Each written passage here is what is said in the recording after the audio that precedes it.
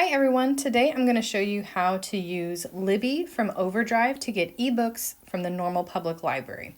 It's super simple. I'm going to open the App Store on my iPad and you'll see here that I have searched for Libby. And it's this one right here on the right hand side, and I'm going to click this cloud to download it onto my devices. Once it's ready, I'm going to click open. And Libby is going to take me to a really easy step-by-step guide to getting set up to do ebooks from normal library. So the first question is, do you have a library card? If you do have a library card, you'll hit yes.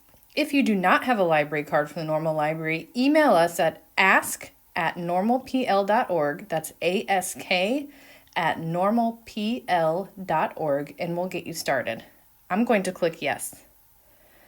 Now it's going to ask me where my library is at, and I think the simplest way to do this is I'll search for a library, this middle option, which I'm going to click. I'm going to start typing in normal public library, and it will come up pretty quickly.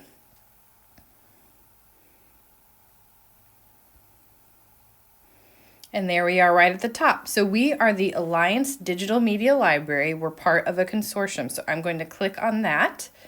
And then I'm going to click again on normal public library, and it's going to ask me for my card number. Now that is going to be underneath the barcode on the back of your library card. All normal library cards start with a D0. So I'm going to go ahead and type in my number. And then I will hit next, and it's going to ask me for my PIN. Now, default PIN for a normal library card will be 1234. If you have changed it yourself on your online account or asked staff to set it to something different, you'll want to use that PIN here. And I'm going to hit go. It's going to think about that for a while, and here's my card. So you'll see it's really nice on Libby. It'll tell me my holds and my loans here right on the front of my card. I'm going to hit next, and it takes me straight into the library, and I can browse for titles. So on this front page, they're going to have some of the more popular titles that have been available recently in our library. You can also explore what's new, what's popular, and what is just available, because on Libby, if someone has a hold on an item, or if they've checked that item out, it won't be available to you. So if you just want something right now, you'd hit available books, and anything it brings back to you is ready for you to check out, which is really nice.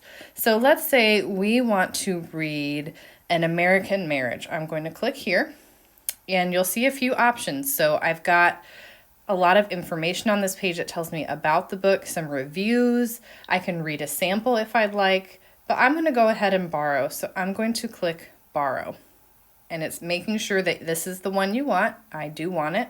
I'm going to click borrow again, and then it's ready for me. I can open the book here, I can keep browsing, or I can just go to my shelf to see what I have on my account. So here's where it lives when I'm not reading it.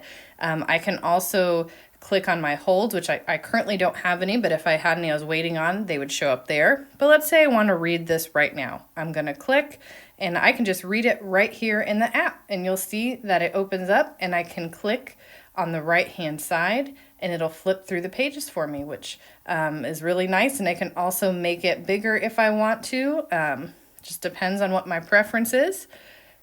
And that is it. You're all set up. You can borrow 5 items at a time in Libby, and we've got lots to choose from. When you're ready to take your item back, so to speak, it's online, so it'll just disappear when it expires. You'll see it says over here that it's due in 14 days, but say I'm done early and I want to free up that space for another item. I can click Manage Loan and click Return Early, and it wants to make sure you're done with it. I'll hit Return, and I'm done. And that is using ebooks with Libby at the normal public library.